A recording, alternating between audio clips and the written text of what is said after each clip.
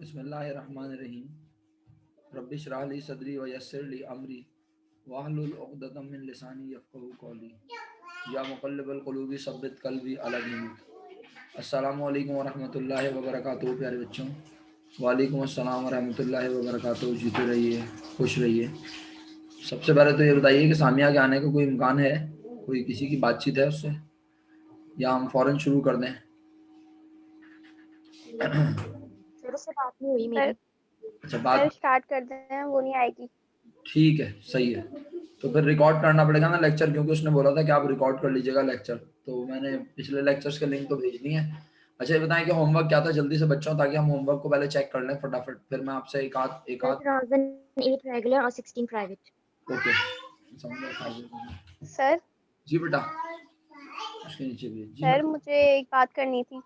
हमारे जो cost accounting में वो चैप्टर्स हुए हैं वो हैं वो job order costing, standard costing, factory journal, factory journal और मर्चेंडाइजिंग वाला, बस ये 4 टॉपिक हुए हैं। तो इससे हमारा पेपर कवर हो जाएगा? नहीं, दोबारा बोलो, दोबारा बोलो। मैन्युफैक्चरिंग वाला हमारा, manufacturing, job order costing. Manufacturing एक चैप्टर है, उससे अल्लाह के हुक्म से 2 सवाल भी बन सकते हैं, लेकिन हम एक ही काउंट कर रहे हैं। ठीक, आगे। Job order costing, job order costing से आप 5 ईयर में चेक करना, 2 सवाल आए हैं, लेकिन हम उसे भी एक ही काउंट कर रहे हैं। ठीक है, 2 होगा। Factory journal, ledger, factory ledger, journal ledger तकरीबन हर साल आया है, उसको भी चेक करो, और वो एक ही बार आता है। 3 हो गए। नेक्स्ट। सही। और स्टैंडर्ड कॉस्टिंग, स्टैंडर्ड कॉस्टिंग 4 हो गए। बस यही हुआ है। अरे भाई, कैसी बातें कर रही हो, बस यही कहाँ से हुआ है? बस इतना सा पढ़ाया मैंने। हेमंत, सर हमारी एडवांस कंप्लीट हो गई है 100%, ये लास्ट चैप्टर पढ़ रहा है, बाकी तो ये थे। अरे नहीं मेरा बेटा, जी सर, हमें 4 टॉपिक ही पढ़ने हैं कॉस्ट में, जो ईशा बता रही है। मटेरियल कॉस्टिंग नहीं पढ़ाया मैंने तुम लोगों को? सर वो तो वेरिएंस वाला ही है ना, उसी में तो है वो। अरे अरे अरे, अबे भाई गौर से सुन लो मेरी बात। स्टैंडर्ड कॉस्टिंग के चैप्टर के भी 2 एस्पेक्ट हैं। एक सवाल आता है जिसमें वो पूछता है material price, material quantity, labour rate, labour R variance, और सिंपल एफओएच वेरिएंस, और एफओएच फैक्ट्री ओवरहेड कंट्रोलेबल, और फैक्ट्री ओवरहेड वॉल्यूम वेरिएंस का सवाल अलग आ जाता है। मैं उन दोनों को भी एक ही काउंट कर रहा हूँ। स्टैंडर्ड कॉस्टिंग का एक चैप्टर हो गया भाई। मटेरियल के बारे में चैप्टर बोल रहा हूँ, जिसमें मैंने आपको स्पॉइल्ड, डिफेक्टिव, ये मैंने पढ़ाया भी है या नहीं आप लोगों को? नो सर, ये नहीं पढ़ाया। मैंने पढ़ाया। अच्छा, ये मिक्सअप इसलिए हो रहा है बेटे कि आप लोग पढ़ रहे हैं मेरे साथ ऑनलाइन और फिजिकल मिक्स करके। तो जब मैं आप लोगों को ऑनलाइन पढ़ा रहा था ना, जब ये फिजिकल सेटअप ऑन हो गया था, तो मैंने वहां क्लास में पढ़ाया है वो। ठीक है, चले कोई बात नहीं, आप बिल्कुल परेशान ना हो। मैं आपको पहले से बता देता हूँ, हम कैश फ्लो का चैप्टर खत्म करते ही, ठीक है, सबसे पहले ऐसा करेंगे, पढ़ लेंगे मटेरियल का स्पॉइल्ड, डिफेक्टिव और स्क्रैप वाला सवाल। ठीक है, उससे तकरीबन हर साल एक सवाल आता है, सही है। उसके बाद फिर आपको पढ़ा दूंगा फैक्ट्री ओवरहेड डिपार्टमेंटलाइजेशन, उससे भी तकरीबन हर साल एक सवाल आता है। और ये दोनों टॉपिक अल्लाह के हुक्म से कोशिश करेंगे मैक्सिमम 2 हफ्ते में कंप्लीट हो जाए इंशाल्लाह। तो बस इस चैप्टर को हम कोशिश करेंगे कि ना आप लोगों को हम, अगर कल मेरी हिम्मत हुई तो मैं कल भी थोड़ा सा आपको पढ़ा लूंगा, कम से कम 40 मिनट तो पढ़ा लूंगा। और फिर मंडे ट्यूसडे वेडनेसडे में आपको डबल पढ़ा दूंगा इंशाल्लाह, 40 मिनट के 2 सेशन। ठीक है, तो आप परेशान ना हो, मेरी पूरी कोशिश होगी कि मैं आपको ज्यादा से ज्यादा कवर कर पाऊँ।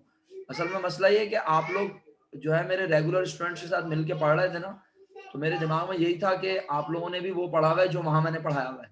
अच्छा हुआ आपने मुझे बता दिया।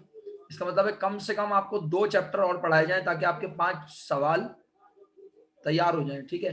अच्छा, अब अगर हम प्रोसेस कॉस्टिंग पढ़ते हैं ना, तो वो है तो पक्का सवाल, लेकिन वो कैश फ्लो की तरह बहुत बड़ा है, बड़ा टॉपिक है। तो वहां पर छोटे छोटे जो टॉपिक हैं वो हम कवर कर लेते हैं। कॉस्ट अकाउंटिंग में वाकई मुझे एहसास हो रहा है कि आप लोगों ने ज्यादा नहीं पढ़ा, तो आप परेशान नहीं हो, मैं ये खत्म करके जल्दी से कॉस्ट अकाउंटिंग शुरू करवाता हूँ। राइट, अच्छा जी, जी बहुत बहुत अच्छा किया अरीशा ने ये बता दिया, वरना पता चलता है हम बोलते, वैसे मैंने ये सोचा हुआ था, आप लोग कॉस्ट अकाउंटिंग नहीं भी बोलते ना मुझे, तो मैंने सोचा हुआ था मैं ये कैश फ्लो खत्म करवा के जल्दी से आप लोगों को कॉस्ट के 2 टॉपिक छोटे छोटे पढ़ाऊंगा, एक एफओएस डिपार्टमेंटलाइजेशन, ठीक है, और एक और छोटा सा टॉपिक था, मुझे याद क्यों नहीं आ रहा, पता नहीं, मेरा ख्याल है लेबर था शायद। तो अब आपने मुझे बता दिया, तो अब मैं आपको एफओएस डिपार्टमेंटलाइजेशन पढ़ा दूंगा और मटेरियल पढ़ा दूंगा, तो इंशाल्लाह इससे अच्छी प्रिपरेशन हो जाएगी, ठीक है।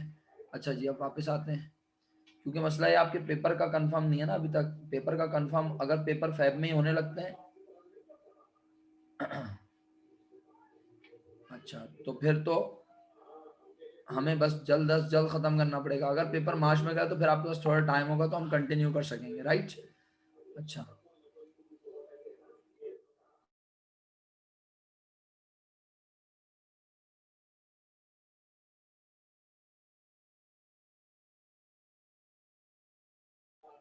अच्छा बच्चों,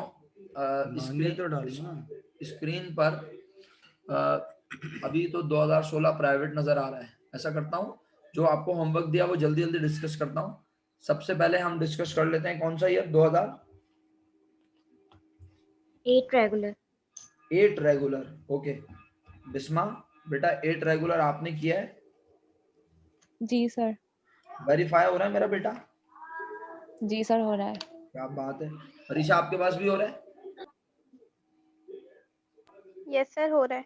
हेमंत के पास भी वेरीफाई हो रहा है, तो फिर टैली करने की जी जरूरत सर। ही नहीं है। मैं सिर्फ की पॉइंट्स बोल देता हूँ, क्या ख्याल है, ताकि आपका वक्त बच जाए और हम इस 40 मिनट्स को प्रोडक्टिव बनाएं। आप लोगों ने कैश फ्लो स्टेटमेंट जो बनाया, मेरे मुताबिक, नहीं कैश फ्लो नहीं, फंड फ्लो स्टेटमेंट, उसको बनाने से पहले आपने सबसे पहले टी अकाउंट बनाया होगा, किसका? इक्विपमेंट का। परचेज ऑफ इक्विपमेंट कितना निकला? 6900। 6900। अलाउंस फॉर डेप्रिसिएशन के T account, 6900। Okay, allowance for depreciation के टी अकाउंट की मदद से डेप्रिसिएशन एक्सपेंस कितना निकला? 2100। 2100। 2100। 2100। अच्छा, और ये अगर मैं देखूं 4800, 6100, तो ये बनता कुछ और है, लेकिन 2800 सही है। उसके बाद प्यारे बच्चों, आपने ये 2 काम करने के बाद कोई गेन और लॉस कैलकुलेट किया? No sir. क्यों? कोई भी बता सकता है, हेमंत की जिम्मेदारी नहीं है भाई। सर क्योंकि हमने डिस्कार्ड कर दी थी ना इक्विपमेंट। हाँ, इक्विपमेंट डिस्कार्ड किया, और डिस्कार्ड के अलावा उससे ज्यादा इंपॉर्टेंट बात क्या, फुली डेप्रिशिएटेड। तो 800 की चीज 800 रुपए depreciation, no gain no loss, सही है। अच्छा, ये 2 टी अकाउंट तुमने बनाया, इसके बाद तुमने क्या किया अपने रजिस्टर्स में, जल्दी बोलो। Computation for working changing capital. Working capital. अच्छा, कंपटीशन फॉर वर्किंग कैपिटल कर ली। चलो, ये तो तुम लोगों ने अपनी मर्जी से कर ली, या मैंने कहा था? आपने कहा था सर सर नेट शायद। प्रॉफिट निकाला आप है। कहा था। हाँ देखा, मैं अरीशा से ये सुनना चाह रहा था जो अरीशा ने बोला है, competition for net profit, net profit. सही है। चलें, बहरहाल आप लोगों ने वर्किंग कैपिटल निकाला, बहुत अच्छा किया। इससे आपका काम वेरीफाई हो गया और आप तसल्ली में होंगी। तो चेंजेस इन वर्किंग कैपिटल कितना निकला है वैसे? 3100। 3100। कितना? 3000 और 2500 अलग अलग क्यों है भाई? 100। 3100। 3100, ओके। अच्छा, अब जरा जल्दी जल्दी मुझे की पॉइंट्स बताते जाएं। आप लोगों ने नेट प्रॉफिट कितना निकाला?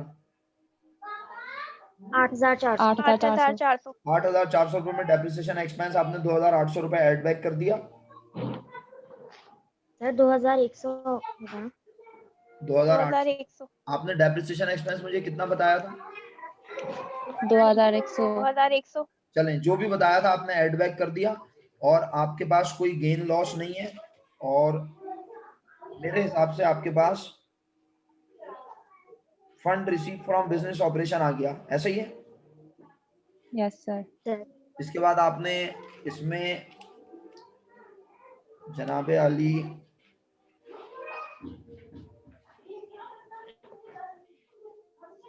इश्यूएंस ऑफ शेयर कैपिटल लिखा है क्या? जी सर, लिखा है। Yes yes sir. सर, कितना लिखा? 7500। 7500, 7500। बिल्कुल ठीक जी है। सर। इसके अलावा और कुछ नहीं लिखा, सही है?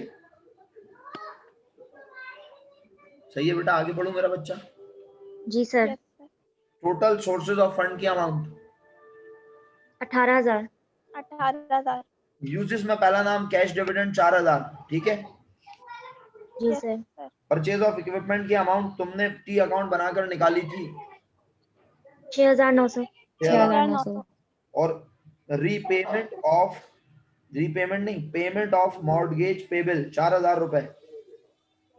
Yes yes sir. Sir total uses की अमाउंट आई 14,900। 14,900। 14,900। देखें, नॉन वर्किंग की वजह से फंड आए थे 18,000, ऐसा ही है, जी यस सर। सर और नॉन वर्किंग ही की वजह से फंड चले गए 14,100। इट मींस नॉन वर्किंग की वजह से वर्किंग कैपिटल में हुआ इजाफा। इजाफा 3,100 तो आप लोगों ने इंक्रीज इन वर्किंग कैपिटल 3,100 लिखा हुआ होगा कैश फ्लो में। यस। Yes sir. अच्छा, नेक्स्ट क्वेश्चन पे आ जाओ मेरा ख्याल है जल्दी से। 2016 private. Yes private 2016 private, question number 3। Question number 3।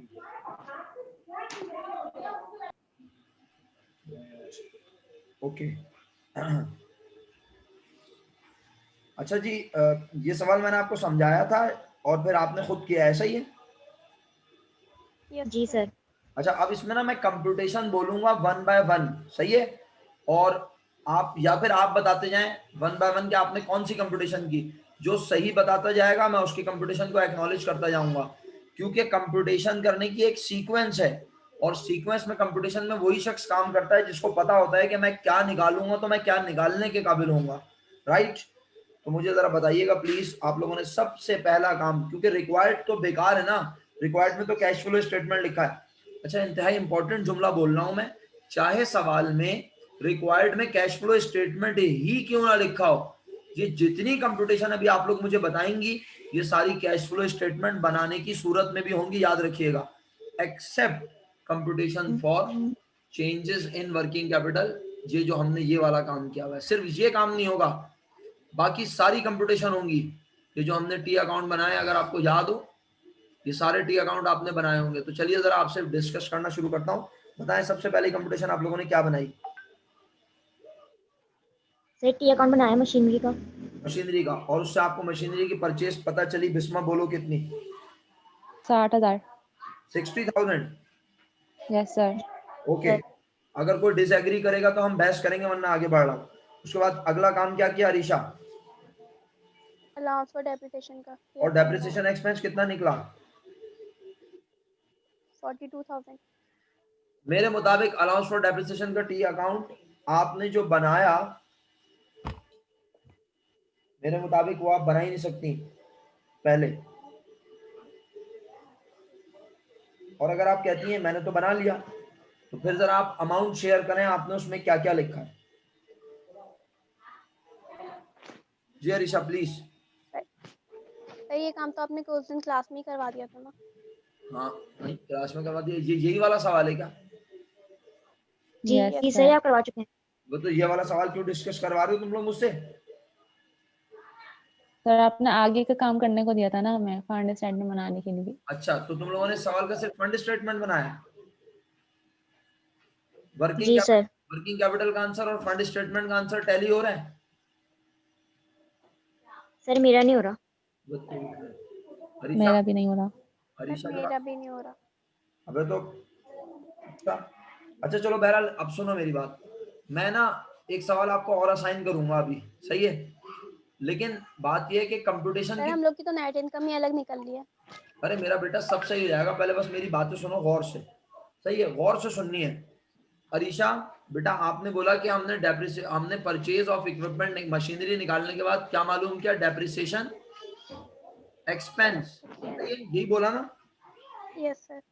अच्छा, ये इसी सवाल का डेटा है 60 और 40? नो सर ये 8 का है। हाँ इसी का ये जो स्क्रीन पे नजर आ ठीक रहा है। है ना, इसी का है 60 और 44, सही है। अच्छा, अब आप लोग मेरी बात सुनो, देखो ये हेडिंग क्या डली हुई है, बिस्मा जरा पढ़ना।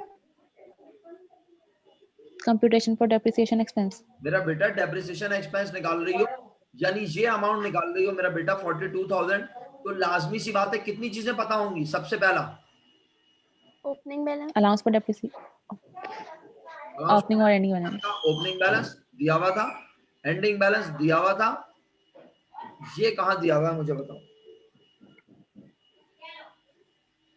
सर ये हमने निकाला है, कंप्लीशन कर डाला था। एग्जैक्टली। तो मेरा बेटा अरीशा ने जब बोला था ना कि मशीनरी के बाद मैंने डेप्रिसिएशन मालूम किया, तो मैंने इसीलिए अरीशा को रोका कि भाई अरीशा, डेप्रिसिएशन एक्सपेंस तो तुम मालूम ही नहीं कर सकती जब तक तुम्हें बेचे जाने वाली मशीनरी का डेप्रिसिएशन जो कि तुमने अकाउंट से निकाल लिया पता ना हो। क्या ख्याल है? एग्री? Yes sir. तो जी सर। Yes sir. पहले हमने 26,000 की कंपटीशन बनाई होगी, बेशक 3 लाइनों की छोटी सी कंपटीशन बनाई होगी, लेकिन बनाई होगी। अगर आपने नहीं बनाई तो मैं बनाकर दिखाऊं। ये बनी, सर बना बनाइए। ली सर। बनाई थी हमने, ये देखें बनी भी है। याद आया? Yes sir. ये है कंपटीशन 1, ये है 2, और जब ये कर लिया मेरे बच्चों, 26,000 निकाल लिया हमने। अच्छा, ये कंपटीशन हमने आपको सीधी भी बनाकर दिखाई ना, ताकि आपको याद आ जाए कि बीकॉम पार्ट 1 में आपने जब डेप्रिसिएशन का चैप्टर सर सलमान से पढ़ा था, सर सलमान ने पढ़ाया था ना, या मैंने जी पढ़ाया था? सर। सर सलमान ने पढ़ाया था बीकॉम। सलमान। हाँ, तो मेरे बच्चों जी, तो उन्होंने आपको डेप्रिसिएशन के ऊपर गेन लॉस निकालना ऐसे ही सिखाया था कि मशीनरी की कॉस्ट लेस एक्यूमुलेटेड डेप्रिसिएशन तो आती है उसकी बुक वैल्यू, फिर लेस करते हैं सेलिंग प्राइस तो गेन आता है। ये सीधी कंपटीशन रेड इसीलिए की थी ना मैंने, ताकि तुम्हारे दिमाग में ये काम हो, और जब इसमें से कोई भी चीज मिसिंग हो तो तुम वो मालूम कर लो। ऐसा ही है? जी सर। जी सर। ओके, तो आप लोगों ने क्या किया था, मशीनरी की कॉस्ट लिखी थी और इसमें से नॉर्मली लेस करते थे एक्यूमुलेटेड डेप्रिसिएशन, लेकिन आपने लेस किया था बुक वैल्यू, ताकि हमें पता चल जाए क्या, एक्यूमुलेटेड डेप्रिसिएशन। एक्यूमुलेटेड और ये डेप्रिसिएशन अमाउंट निकाल के हमने टी अकाउंट में लिखी। जल्दी से बताओ अरीशा कि हमने इसको डेबिट में क्यों लिखा था? यहाँ पे डेबिट में हमने वजह लिखी थी ना, नहीं, ये एक्यूमुलेटेड डेप्रिसिएशन। वजह तो लिखी थी, लेकिन इसे डेबिट में क्यों लिखा था 26,000? ये कौन सी ताकत है जो आपको बता रही है इसे डेबिट में लिखो 26,000 को? Sir allowance for depreciation credit में होता है, उसको फेंकने के लिए डेबिट में देखा। क्योंकि हमारा एक मशीन हमारे पास से जा रही है, तो उसके डेप्रिसिएशन को हम अलाउंस फॉर डेप्रिसिएशन के अकाउंट से निकाल देंगे। हम उसे राइट ऑफ कर रहे हैं, खत्म कर रहे हैं अपनी किताब से, तो इसलिए डेबिट लिखा। बिल्कुल सही बता रही हो अरीशा। इसके बाद मेरा बेटा कंपटीशन 1, 2 और 3, फिर इसके बाद आप सब लोगों ने फंड स्टेटमेंट नहीं, फिर आपने निकाला होगा प्रॉफिट। ऐसा ही है? जी सर। प्रॉफिट निकालने के लिए आपने रिटेन अर्निंग का टी अकाउंट बनाया? जी सर बनाया। Yes sir. मुझे लग रहा है, पता नहीं क्योंकि मुझे भी बनाना पड़ेगा ऐसा। Yes sir. ओके, ये ले अभी बना लेते हैं, मसला ही नहीं, टेक्नोलॉजी है हमारे पास।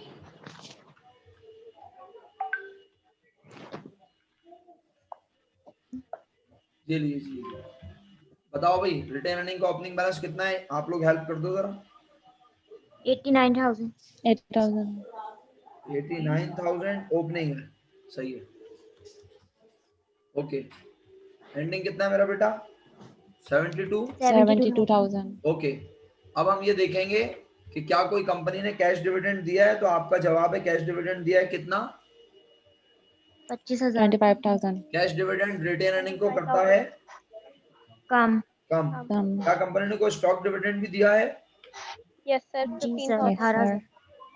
18,000। 18,000, ये भी रिटेन अर्निंग से निकाल के दिया होगा। अच्छा, अब एक चीज और भी सिखाऊं कुछ। 15,000 is stock dividend rupees 15,000 declared and bonus share was issued. दोबारा पढ़ना अरीशा।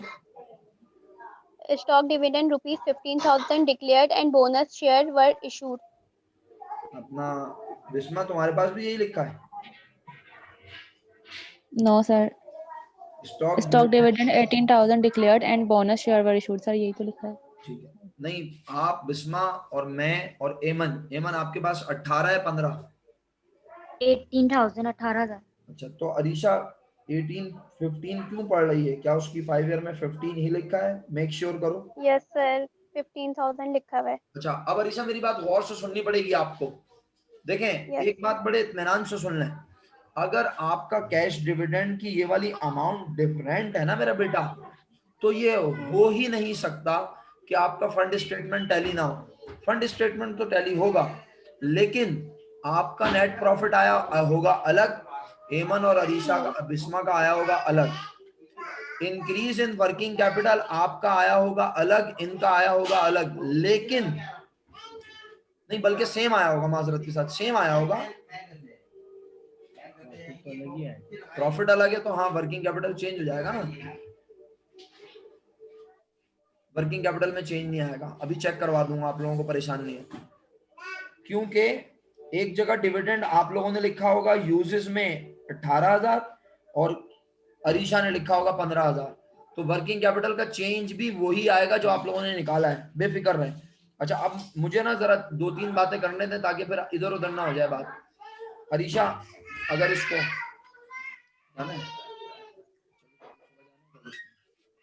अरीशा अगर हम इसको 15 लिख लें तो ये सर 18 ही लिख लेते हैं। हाँ हाँ बिल्कुल कर रहा हूँ, 18 ही कर रहा हूँ, परेशान ना हो, लेकिन दोनों को लेके चल रहा हूँ। तो ये 23,000 तुम्हारे पास प्रॉफिट आया होगा, और अगर हम इसको 18 कर दें तो तुम्हारे पास 26,000 प्रॉफिट आया होगा बिस्मा और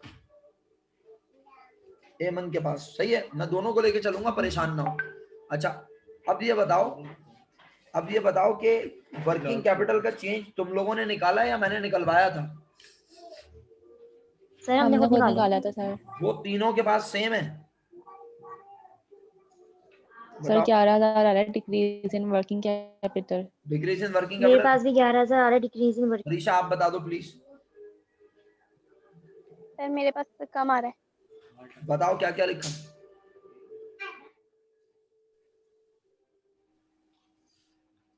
अरीशा आप वैल्यूज बोलेंगी और एमन जहां वैल्यू चेंज होगी आप रोकोगी, सही है जी? अरीशा बिस्मिल्लाह। मेरे वर्किंग कैपिटल में सर एक्चुअली मैंने वो डायरेक्ट कंप्यूटेशन कर दी गलती से। अच्छा तो बेटा नहीं मतलब आप मुझे नाम टोटल बता दो ना, डायरेक्ट किए लिख के किए या बगैर लिख के? अरीशा सर बगैर लिखे। अरे मेरा बेटा आप बगैर लिख के नहीं करते ना, ऐसे थोड़ी करते हैं। चलो चेक कर लेते हैं, रुक जाओ 1 बाय 1। ओके बेटा थैंक यू, अल्लाह हाफिज। कल परसों में कल अगर हो सका तो चलते हैं उसके पास। अच्छा सही है, याद से। तो एक काम ये करता हूँ, सर मेरा 3,000 कम आ रहा है। नहीं भाई वर्किंग कैपिटल में चेंज मुझे समझ में नहीं आ रहा, वर्किंग कैपिटल तो सेम रहेगा मेरे हिसाब से। अरीशा तुम मुझे एक फेवर दो, तुम मुझे ना 2016 के कॉलम की सारी अमाउंट बगैर नाम पढ़े जल्दी जल्दी सुना दो ताकि वक्त बच जाए हमारा। कैश से शुरू करो, अमाउंट सिर्फ अमाउंट बोलना, या मैं बोल देता हूँ यार, तुम बहुत स्लो बोलोगी शायद। सुनो 18, 58, 1 लाख 14,000, 2 लाख 1 लाख 30,000 और टोटल 5,20,000, यही है अरीशा? नहीं अरीशा बेटे, ओके 2000। अब 2016 के क्रेडिट बैलेंस सुनना, 56, 52, 60, 30, 2,50,000 and 72,000।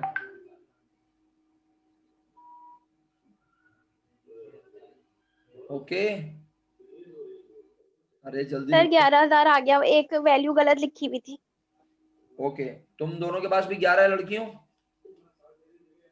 Ji yes sir. Sir. Okay चलो भाई, वर्किंग कैपिटल टैली हो गया। वर्किंग कैपिटल चेंज नहीं हो सकता ना, क्योंकि करंट एसेट करंट लायबिलिटी तो सेम है, मैं इसीलिए वेरीफाई करवा रहा था। सिर्फ डिविडेंड की अमाउंट चेंज है, उसको हम खेलना सिखा देंगे। अच्छा एक नई बात आपकी खिदमत में पेश कर देता हूँ ताकि आज के लेक्चर में कुछ तो नया मिल जाए, वरना आप बोलेंगे सारा पुराना डिस्कस किया सर ने। मेरा बेटा रिटेन्ड अर्निंग का अकाउंट एक और अकाउंट की वजह से मुतासिर होता है, जर्नल रिजर्व। कुछ याद आया? Yes sir. कैसे समझाओ? जर्नल रिजर्व भी हम इसमें से निकाल के देते हैं ना रिटर्न अर्निंग में से। Very good excellent. जब हम जर्नल रिजर्व बनाते हैं तो रिटेन अर्निंग होता है कम। तो बिस्मा जर्नल रिजर्व कब लिखेंगे यहाँ? जब हम देखेंगे कि जर्नल रिजर्व 2015 में था 20,000 और 16 में हो गया 50,000, तो हम कहेंगे जर्नल रिजर्व में हुआ इजाफा। और वो इजाफा हुआ होगा रिटेन्ड अर्निंग की कमी की वजह से। एग्री? Yes sir. तो फिर मैं यहाँ पर जर्नल रिजर्व भी लिख के दिखाऊंगा, लेकिन आज क्योंकि इस सवाल में जर्नल रिजर्व नजर नहीं आ रहा। नहीं आ रहा। ओके तो जर्नल रिजर्व नहीं लिखा है, लेकिन जब नजर आया ना बेटा तो आप ध्यान रखना तुम लोग मेरा बच्चा, क्योंकि मैंने तुम्हें पहले से बता दिया है। अच्छा आगे बढ़ता हूँ। अब इसके बाद हाँ बैठ जाना ना, तुम्हें मना थोड़ी किया है, तुम बैठते ही नहीं हो, तुम्हें टाइम नहीं है। अच्छा, अल्लाह हाफ़िज़, फ़ी अमान अल्लाह। अच्छा, अब मेरे बच्चों, तुम सब लोगों ने जनाब जनाब जनाब फंड स्टेटमेंट बनाना शुरू नहीं किया, बल्कि तुमने एक और कंपटीशन की है। बोलो किस चीज की? गेन और लॉस ऑन गेन मशीनरी। और लॉस। वेरी गुड, एक्सीलेंट मेरा बेटा, एक्सीलेंट। कंपटीशन फॉर गेन और लॉस ऑन मशीनरी सोल्ड। और बताओ कितना आया गेन लॉस? 4,000 गेन आए। 18,000? 4,000। 4,000। 4,000 सर। 4,000, ओके भाई। चलें जी, फंड स्टेटमेंट अब बनाना शुरू करता हूँ, सही है? बिस्मिल्लाह करें। जी यस सर। सर। ऑल्दो आपने बनाया हुआ है, मैं तेजी से चलने की कोशिश कर रहा हूँ, आप साथ देते रहे बस मेरा। नेट इनकम की अमाउंट लिख दी सबने। अरीशा, तुमने लिखी? सर मैंने लिखी है 23,000, बस कायम रहो। लेकिन अब मैं सही करके 26 नहीं, दूं। नहीं, क्यों सही करोगी? 26 रहने दो ना, तुम क्यों परेशान हो रही हो? 23 रहने दो तुम। सही। अच्छा है ना, काम डिफरेंट हो रहा है तो क्या हो गया? मैं देखो देखो, एक बात सुन लो, बड़ी कॉमन सी बात बोल रहा हूँ, तुम्हें फौरन समझ आ जाएगी। मेरा बेटा, अगर बैलेंस शीट टैली नहीं होगी ना, तो हमारा फंड स्टेटमेंट कभी भी टैली नहीं होगा। बट अगर बैलेंस शीट टैली है और एडिशनल डेटा में वैल्यूज डिफर कर रही हैं, तो हमारा जवाब टैली जरूर होगा। तुम्हारा वर्किंग कैपिटल जो निकला है ना चेंज, तुम्हारा जवाब उसके बराबर ही होगा इंशाल्लाह, परेशान नहीं हो। सही है? तुम्हारा प्रॉफिट अलग है तो तुम्हारा वर्किंग कैपिटल जरूर मैच होगा, परेशान नहीं हो। अच्छा, आप मुझे आगे बताओ, इसमें क्या एड बैक, क्या डेप्रिसिएशन कितना? डेप्रिसिएशन 42,000। 42,000। और गेन जो है उसको क्या किया? लेस। लेस। और उसकी लॉजिक तुम तीनों में से जो भी बताना चाहता है वो बताए, लेकिन जब कोई बोलना शुरू कर दे तो दूसरे चुप हो जाए। क्योंकि हम नेट इनकम में पहले ऐड कर चुके होते हैं, इसलिए उसको वापस से लेस करेंगे। तो पैसे तो आए होते हैं हमारे पास भाई। तो हम नेट इनकम में से लेस करेंगे ना गेन को, ताकि हमारा जो एक्चुअल प्रॉफिट हमें पता चल जाए। नहीं, देखो मेरी बात सुनो, कॉन्सेप्ट भूल रहे हो तुम लोग, रट्टा नहीं लगाना। जब डेप्रिसिएशन एक्सपेंस को ऐड बैक करते हैं ना बिस्मा, तो कॉन्सेप्ट ये होता है कि डेप्रिसिएशन इनकम मालूम करते हुए हुआ होगा लेस। हम उसे ऐड बैक इसलिए करते हैं क्योंकि डेप्रिसिएशन के खर्चे की वजह से पैसे जाते नहीं है। लेकिन नहीं है। गेन को लेस कर रहे हैं अगर, तो गेन प्रॉफिट मालूम करते हुए हुआ होगा ऐड। ऐड। लेकिन ऐड। गेन में तो बच्चों पैसे आते हैं, तो फिर लेस करने की क्या जरूरत है? समझ रहे हैं मेरी बात? गेन सर में आपकी आवाज खराब हो रही है। अच्छा, अब आ रही है? यस अब आ रही है आवाज? जी सर। जी सर। गेन में तो पैसे आते हैं ना, या नहीं? जी सर आते आते हैं। हैं। तो फिर गेन को लेस करने की जरूरत क्या थी बिस्मा? सर आपने बताया था कुछ, मुझे याद नहीं आ रहा। चलो कोई बात नहीं, एमन या अरीशा भी कोशिश कर सकती हैं, सारी जिम्मेदारी बिस्मा के नाजुक कंधों पे मत दिया करो तुम दोनों। बोलो।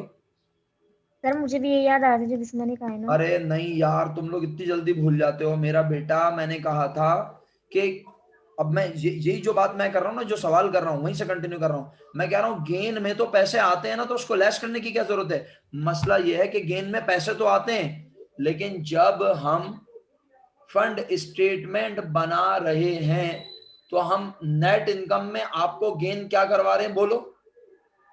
लेस। लेकिन जब हम मजीद फंड स्टेटमेंट में आगे बढ़ेंगे तो हम, कम वक्त कहीं भी नहीं लिखा हुआ मेरे पास, हाँ ये रहा, तो ये क्या लिखेंगे? बोलो, सेल ऑफ मशीनरी लिखेंगे। जी बोलो। सर। तो जी सर। सेल ऑफ मशीनरी कितनी लिखेंगे बताओ, सोच समझ के। 18,000। 18,000। सब एग्री करते हैं? Yes yes sir. सर। यानी मशीनरी को बेचने से कितने रुपए आए हमारे पास कैश? 18,000। 18,000। 18,000। और अगर वो हमारी इनकम में 4,000 रुपए ऐड हुए हुए होंगे, तो इसका तो वो मतलब है, ज्यादा दिखा रही होगी।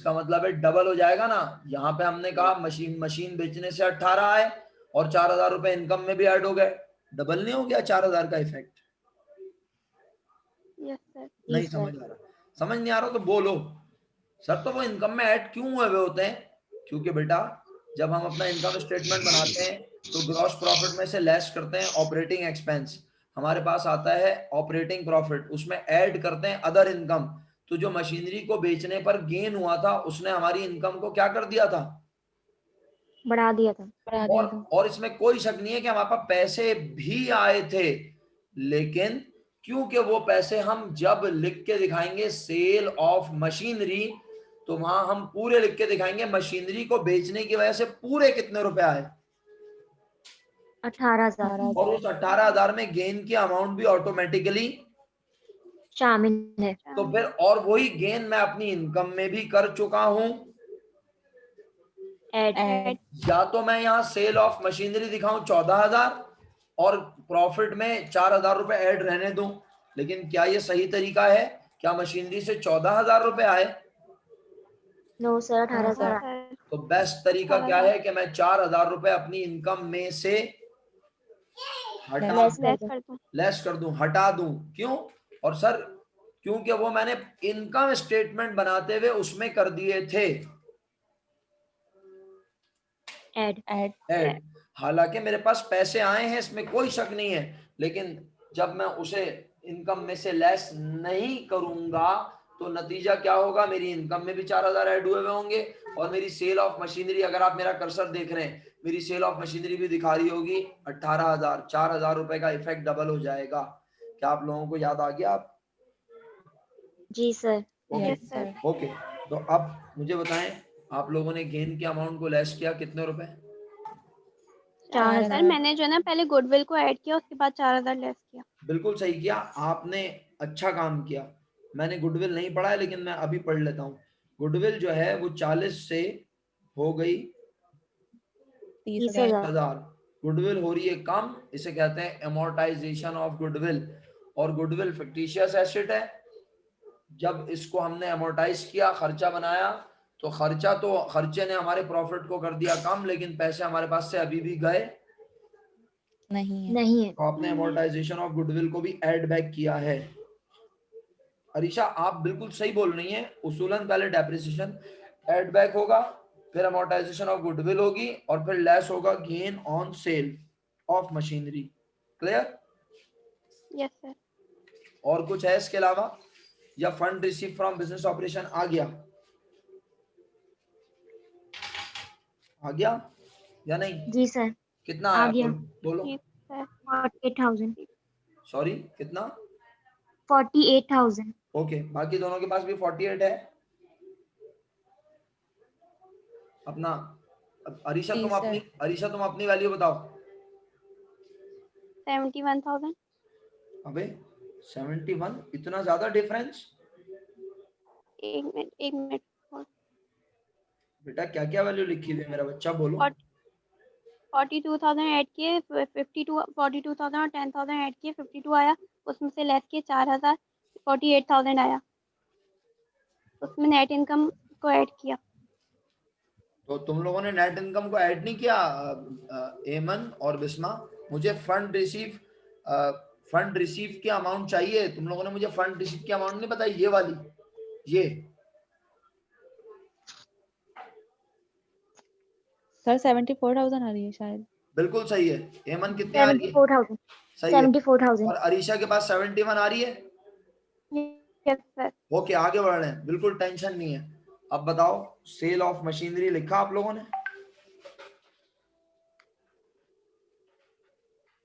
Yes sir. Sale of yes machinery sir. कितना लिखा? Purchase of machine. सही। Purchase of machinery. 18,000। 18,000। हाँ, परचेज ऑफ मशीनरी तो यूजेस में लिखूंगा ना Arisha. Sale of machinery 18,000। Yes sir. उसके बाद सेल ऑफ लैंड भी है मेरा बेटा। Yes sir. 40,000। हाँ 40,000। अच्छा, सुनो अब सुनो, एक चीज रह गई मेरा बेटा, बोलो क्या? लैंड जरा देखना, लैंड जरा देख, इश्यूएंस ऑफ। बता रहा हूँ। लैंड जरा देखना कितने की थी ऊपर पहले से, 1,20,000। 1,20,000। और ईयर एंड पर कितनी हो गई? 1,00,000। 1 लाख। क्या हो रही है कम, 20,000 से हो रही है कम। क्या लैंड डेप्रिशिएट होती है? No sir, no sir. 100% हमने लैंड को, सेल कर दिया होगा। सेल तो किया। अगर नीचे कुछ ना लिखा होगा तो हम समझेंगे जमीन कितने में बिकी। 20,000 में। 20,000।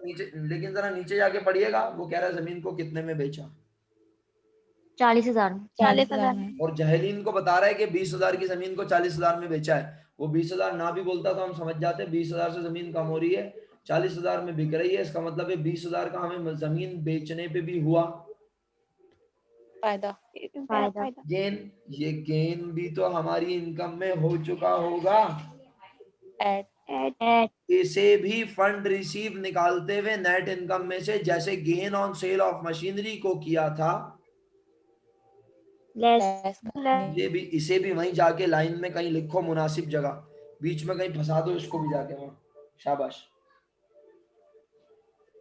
समझ ऊपर नहीं लेस आया? हाँ बोलो बोलो बोलो।